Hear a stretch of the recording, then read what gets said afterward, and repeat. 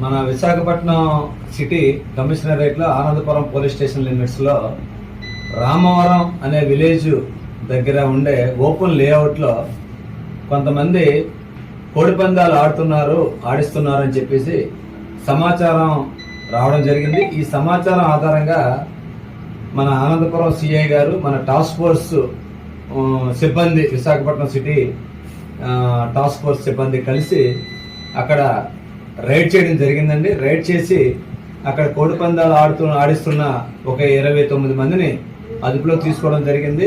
అక్కడ ఒక 8 కోడిపుంజుల్ని, ఒక 2,07,000 సంబంధించి క్యాష్ ని, అలాగే సుమారు ఒక 20 వరకు కత్తుల్ని సీజ్ చేయడం జరిగిందండి. అక్కడ సీజ్ చేసి వాళ్ళని పోలీస్ స్టేషన్ తీసుకొని రావడం జరిగింది. ఇక్కడ అది అక్రెన్స్ రిపోర్ట్ మీద దాని మీద వాళ్ళందరి మీద కేసు నమోదు చేసి మేము వాళ్ళని అరెస్ట్